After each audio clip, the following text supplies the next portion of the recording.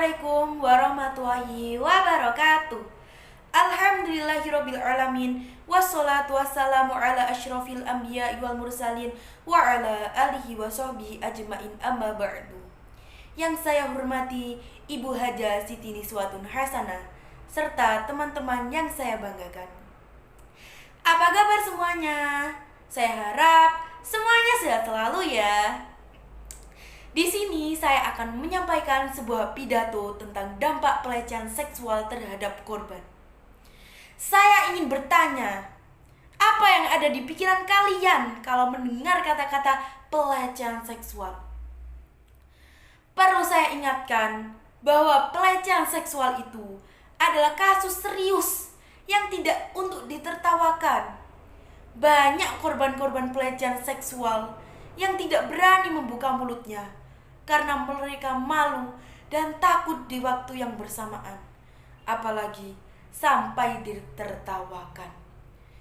Dilansir dari gajimu.com, pelecehan seksual adalah perilaku seksual yang tidak diinginkan, permintaan untuk melakukan tindakan seksual, tindakan fisik, lisan, atau bahkan isyarat, serta perbuatan lain manapun yang bersifat seksual, yang membuat seseorang tersinggung, dipermalukan, dan terintimidasi. Yang mana sebenarnya reaksi tersebut adalah reaksi yang masuk akal dalam situasi apapun dan kondisi apapun. Mungkin seperti ini adalah hal-hal yang tabu untuk dibicarakan oleh lingkungan kita. Tapi hal seperti ini juga adalah faktor yang menimbulkan adanya pelecehan seksual, yaitu karena ada ketidaktahuan dari para pelaku bahwa apa yang ia lakukan adalah tindak kriminal atau kejahatan. Pernah yang dilakukan adalah hal-hal sepele seperti bersiul, mencubit, dan ajakan. Selain itu, ada juga faktor yang menimbulkan para perempuan menjadi korban kejahatan pelecehan seksual. Mereka cenderung diam dan tidak melaporkan kejahatan pelecehan seksual itu. Pelecehan seksual ada beberapa jenis. Secara luasnya ada 5 jenis.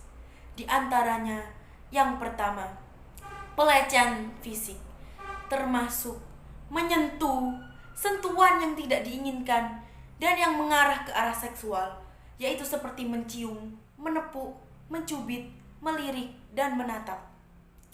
Kedua, pelecehan lisan, termasuk ucapan verbal atau komentar yang tidak diinginkan tentang kehidupan pribadi, atau bisa juga bagian tubuh atau penampilan seseorang, bisa juga lelucon atau komentar yang bernada seksual. Ketiga, pelecehan isyarat, termasuk bahasa tubuh atau gerakan tubuh yang bernada seksual, kerlingan yang dilakukan berulang-ulang sehingga seseorang tidak nyaman dengan isyarat tersebut. Keempat, pelecehan tertulis, bisa berupa gambar, termasuk menampilkan bahan pornografi, screensaver, atau poster seksual, atau pelecehan melalui email atau lewat komunikasi elektronik lainnya. Yang kelima yaitu ada pelecehan psikologis atau emosional yang terdiri atas permintaan-permintaan dan ajakan yang tidak diinginkan dan terjadi terus-menerus. Ajakan kencan yang tidak diharapkan dan penghinaan atau celaan yang bersifat seksual. Pelecehan seksual tidak memandang umur, gender, ataupun pakaian.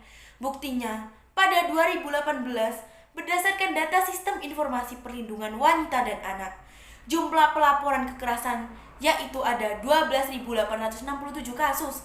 Itu berupa 3.328 korbannya adalah laki-laki dan 10.552-nya adalah korban perempuan. Pelecehan seksual tidak bisa dianggap sepele karena dapat menimbulkan dampak serta efek negatif terhadap korbannya. Contohnya, yang pertama seperti gangguan, cemas, adalah reaksi psikologis yang normal ketika seseorang berada di keadaan yang mencekam atau tidak sesuai dengan harapannya. Kedua, depresi. Seperti yang saya bilang, tak semua korban pelecehan seksual bisa bicara dan melaporkan keadaan yang sedang dialami. Korban yang memilih untuk diam dan tidak membuka mulut cenderung lebih sering terkena yang namanya depresi. Yang ketiga, trauma merupakan gangguan psikologis yang rentan dialami oleh korban pelecehan seksual.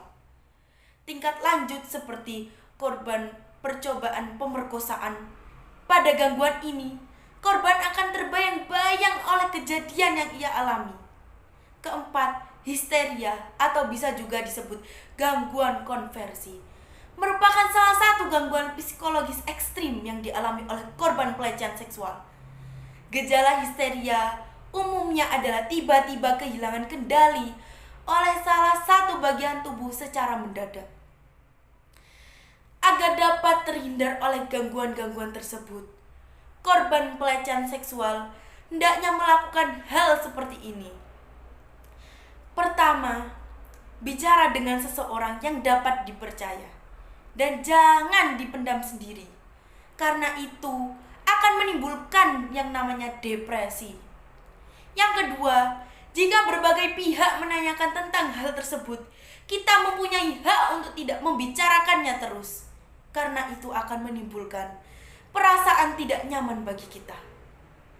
Yang ketiga, apabila kita merasakan gangguan psikologis yang sangat-sangat mengganggu, jangan ragu untuk datang ke psikolog atau ke psikiater, karena itu adalah hal yang sangat membantu. Saya rasa cukup sekian pidato saya kali ini. Saya mengharapkan agar kita menjadi orang-orang yang lebih terbuka dan lebih cerdas tentang hal-hal seperti ini. Apabila ada salah-salah kata dan hal-hal yang kurang berkenan yang saya ucapkan atau saya lakukan, mohon dimaafkan. Dan terima kasih atas segala perhatian dari kalian. Saya akhiri. Wabillahi taufik wal hidayah, waridho wal inayah. Wassalamualaikum warahmatullahi wabarakatuh.